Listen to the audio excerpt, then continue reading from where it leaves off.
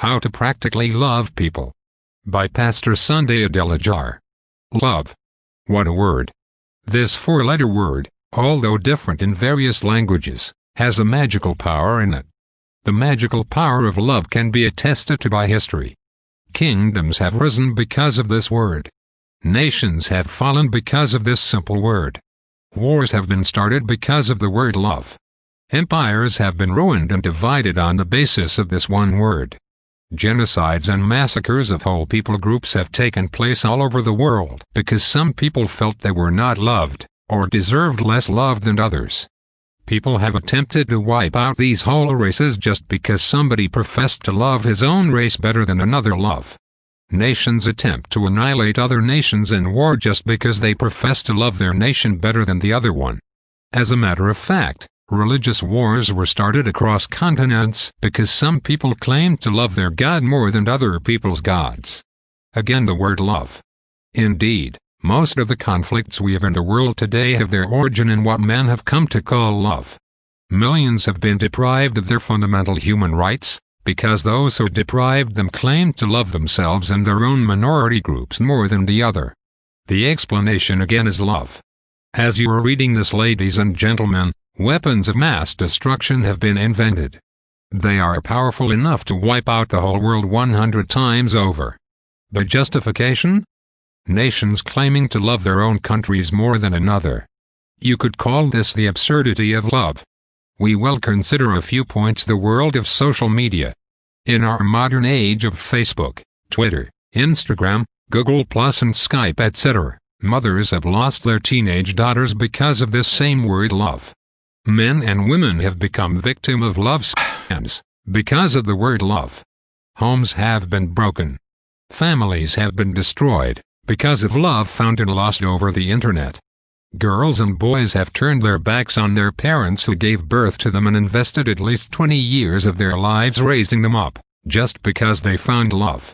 Covenant relationships, like relationships between father and mother, parents and children, are easily thrown out the window, because somebody wrote those magical words on social media, I love you. Trust has been broken because of this so-called love. There is no end to the tales and stories of the havoc and triumphs that love has wrought. Yet it is through this word love that the greatest evolution in mankind occurred. A man came into the world 2,000 years ago, and amidst military struggles for empires, he declared the futility of military power. He was ready to conquer the world, but only by love. Conquered through love. Jesus did what no human being was able to do in the history of humanity. He conquered the world indeed, but not through the power of weapons or military forces. He brought nations to submission, by the power of that singular word love.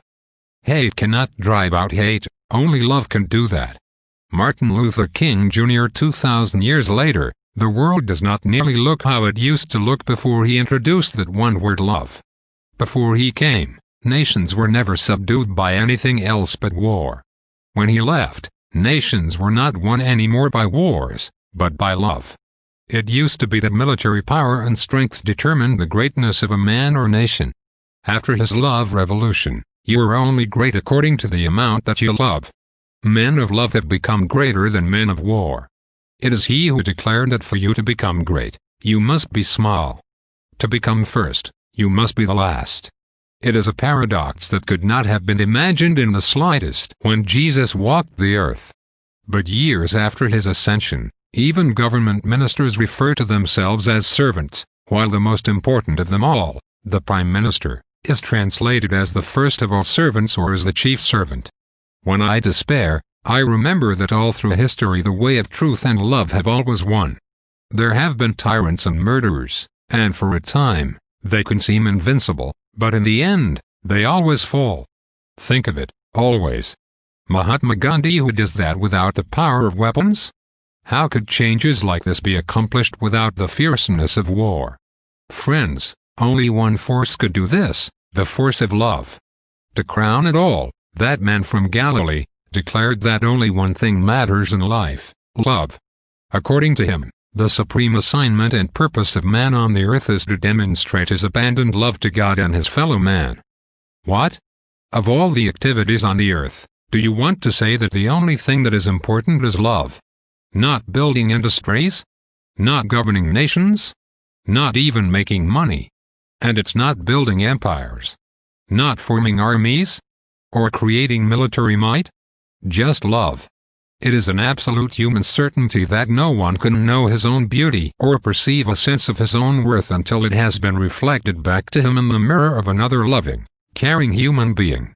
John Joseph Powell. Nothing works without love. History has come to prove him right, because if you don't build your industry on the principles of love, that industry will turn into a gas-killing machine, as Hitler discovered. If you want to govern a nation and you neglect love, we know the futilities of that kind of endeavor, for example segregation in America and apartheid in South Africa. Is it money you want to make? Without love?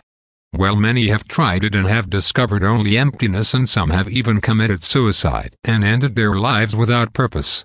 Again, friends, history has come to prove him right. What about trying to build an empire without love, the most enduring of all empires, which was supposed to be built to last forever, sooner or later discovered the senselessness of such a grand dream. After 900 years of existence, the Roman Empire self-imploded. Not too many people these days would try to dispute with his concept of love. Too many examples abound to convince anyone who would try to argue that the new law that this self-proclaimed Son of God brought to earth is now the new order of the day. The world must now run by this order of love. Whether men like it or not, the rules of the game have changed. Love is now the order of the day, because love is God's order in heaven. For God himself is love. The earth does not have much option than to succumb. The command to love. Is it not about time, ladies and gentlemen, for us to give a more thorough examination into why the greatest of all commandments is to be love? If military forces have to give way, are you still having a second thought? If kingdoms and empires are now history, what do you think your end will be if you don't consider love? According to the Master, the world is made to function by love. Love is the gas that our vehicles run on. Love is the oiling in our engines. It is the motor of our vehicles. When we live by love, things work out well and fine. When we live and act against the principles of love, we hurt and suffer. Life becomes painful. Life becomes unbearable. Life turns into a tortuous experience. Because, friends, we were made to love. Ladies and gentlemen, let me now take you to the crux of our message today. Is love a possibility for an ordinary mortal like you and me? Can Christ's commandment be truly obeyed? Can we individually love our neighbors as ourselves? Is it still practical in our cyber world today to love our neighbor? Or is it old-fashioned? The question most people often ask is, we all see the importance of love, but how do I practically do that? How do I practically love people? What if I don't know them? How do I love people I don't know? How do I practically love them if I am not sure how I will be recompensed? What are the practical things I could do to make someone feel that I love them? To these questions and more, I wish to give an exposition in this article. How do I love people? Point 1. Just like me, this person is in need of happiness. The principle of love expects us to first of all put ourselves in the place of another. We must first of all assume that people everywhere have some fundamental basic needs and desires that are universal. One of these universal needs is to acknowledge for ourselves that everyone, no matter their race, nation, age or sex, is just like us. Every man or woman everywhere has feelings, and if they have feelings, they feel what I feel. Everybody everywhere has emotions. They experience what I experience. Meaning I can understand my fellow man, because I can feel what he feels. Love people when they least expect it and least deserve it. That is the kind of love Jesus shows to us. Mark Batterson. One of the fundamental needs and desires in the heart of all my fellow men is the desire and the need to be happy. It is natural that men desire and crave happiness even when they don't realize it. People are always looking for happiness. Dear friends, when you next see somebody, put yourself in their place and assume in your mind that the person you are seeing needs happiness and wants happiness, just like you. We all appreciate it when somebody comes to us and makes us really happy. On the one hand, We are all excited about the fact that we are giving joy and happiness, but on the other hand, someone else around you is waiting that you or others would also give them happiness. Love is that condition in which the happiness of another person is essential to your own. Robert A. Heinlein. Selfishness, however, makes men only want to think about themselves. They refuse to remember that just like they desire happiness, so does every one of their neighbors. Just like me, this person I am standing with right now wants to be happy. On that understanding is reached, you must add to your understanding action. If it is true that this person in front of me wants to be happy just like me, then I must ask myself the question, how can I make his dream and aspiration for happiness come true? So each time you meet people, don't just recognize that they want to be happy like you, but more importantly ask what you can do to facilitate the joy and happiness of these people.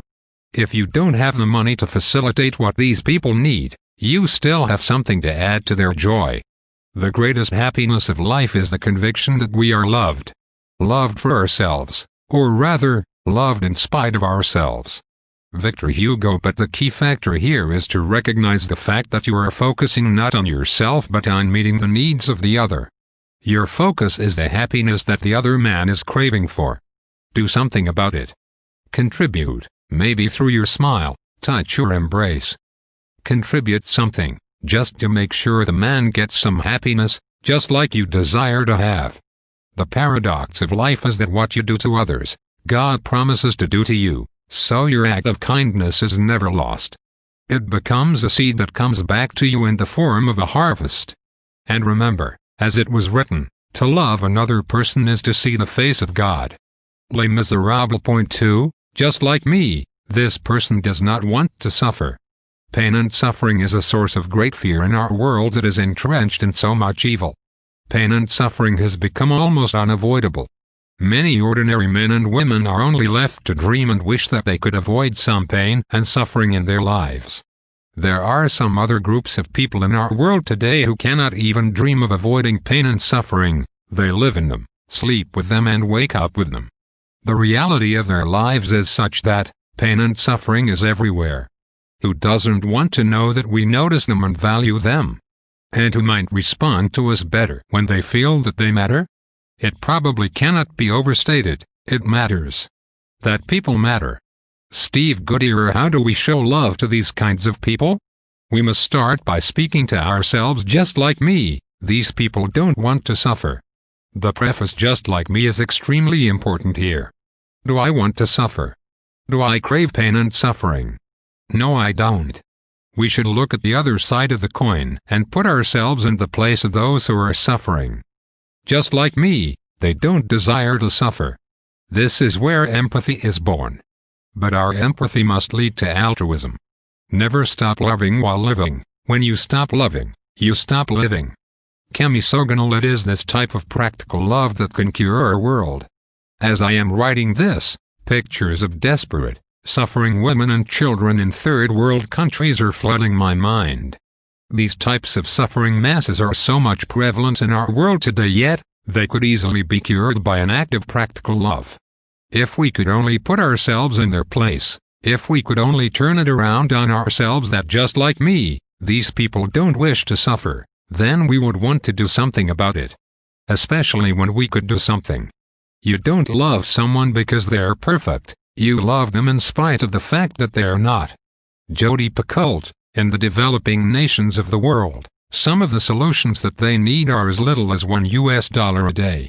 If we would only stop for a minute to consider that these people are actually suffering, if we could only reflect on pain, if we could only remember our own experiences of pain and suffering, then we would understand love. Then we could understand why we must reach out to reduce the pain and the suffering and the calamity of our fellow men and women in our world. Point 3. Just like me, this person has experienced sorrow, disappointment, failures and abandonment. When we realize that other people have experienced the feelings of pain, loss and other strong feelings that are common to men, it should make us stop and reflect. If I remember my sorrow, then I can understand the person in sorrow. If I remembered my sorrow, I wouldn't just want to understand him. More than this, I would want to give him any assistance possible, for him not to abide any longer in that sorrow. 'Tis better to have loved and lost, than never to have loved at all. Alfred Lord Tennyson. That is how love works. Because I have experienced disappointments, I can understand the disappointed. Unfortunately, though, people often waste their experiences. We don't turn them into tools of love. Your disappointment must not be in vain. Your disappointment has to be turned into a source of wealth for yourself and for others. Love does this. If I was ever disappointed, I don't want to sit down in my feelings whining, murmuring and complaining in depression. That is what happens when my experiences force me into self-pity. When my experiences turn my attention selfishly inward, then my experience is not only wasted, but also life becomes even more torturous. The answer to this is love. Love takes a bad experience from inside and turns it outward. Love takes my disappointment from inside and turns it outside for the encouragement of others. If I was discouraged, love says I should not permit others to go through the same kind of discouragement. I reach out with understanding. I reach out to share. I take my focus from myself and put it onto others, that they might learn from my experience. Being deeply loved by someone gives you strength, while loving someone deeply gives you courage. Lao Tzu. My failures are not wasted only thanks to love. Love compels me to want to share with others what I learned in my failings. My experiences of failure must not be wasted. They become wasted when they are turned inside in self-pity. When I raise my head up, however, and look for those failing around me and share my story with them, I become their deliverer, making them and myself happy in the process. I can even take my experience and fortify those that have not yet failed, that they might start learning from the mistakes that I made, that led me to that failure. Thanks to love, those who were abandoned can now take their experiences and lessons and turn them into wealth, so that even nations can be fed, like in the case of Joseph in the land of Egypt. Joseph was abandoned first in the pit and then later in the dungeon. But his abandonment became the source of storage, hope and sustenance for all nations. Love makes that possible. Love does not allow you to waste your experience. You can turn it around for the enrichment of others. Point 4. Just like me, this person wishes to have his needs met. We are living in a world of needs, dire needs. If you ever face a need, which we all do, love turns your needs into your resources. When next you see people in need, remember the moments you were in need. Go ahead and convert your memories of pain and lack into an energy to fuel your passion to help others. Whenever you remember your pain, your sorrow, your lack, that remembrance is always associated with some feelings. Now switch that around to recognize that those people in pain before you right now are presently experiencing what you had experienced.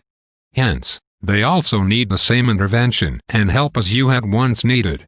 You can talk with someone for years, every day, and still, it won't mean as much as what you can have when you sit in front of someone, not saying a word, yet you feel that person with your heart. You feel like you have known the person for forever. Connections are made with the heart, not the tongue.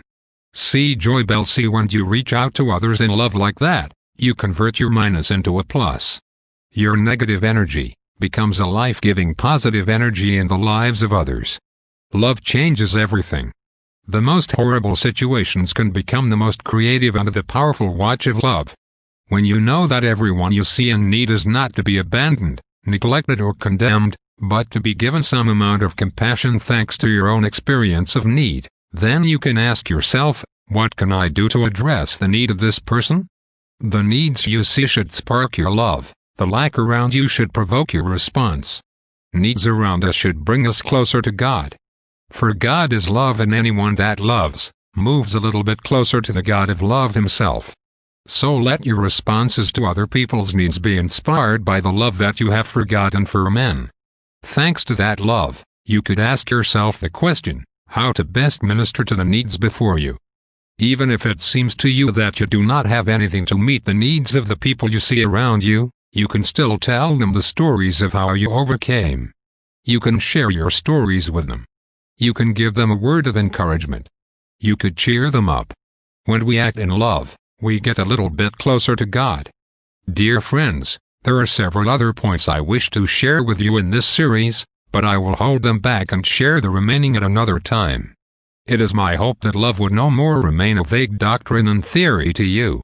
I hope through this series you have been able to see the practicality in love. I hope your heart has been softened by the touch of love reaching you from these pages. I hope that from now on your response to the world around you is more constructive than ever, bringing solution rather than despair. Today, no religion rivals Christianity, though one of the youngest of all the religions. The power of love has turned the world upside down in just 2,000 years. The rules of the game have changed with the introduction of love. Nations are no longer how they used to be, while empires are all but history. Love replaces everything with itself. It is my prayer that you submit yourself to an abandoned lifestyle of love. For he that loves, knows God. And he that loves not, does not know God, nor has he seen him, for God is love. For the love of God, Church and Nation by Pastor Sunday Adelaja. Thank you so much for watching our videos. Now, we need to spread this word, and we need to do it together. For that to happen, we need your help. Just 5 little steps that you could help us to spread the word. Number one thing we need you to do is to like the videos. Please go like this video right now. Number two, if you have not yet subscribed to our channel, please go ahead and subscribe to the channel. Number three, we need you to press and click on that notification bell. You see the bell? Go press on it. And number four, we need you to go comment. Write your comment, good or bad. Just write what you feel. Number five, share. Share on every platform. Share on Instagram. Share on Facebook. Just share and spread the word. Thank you so much.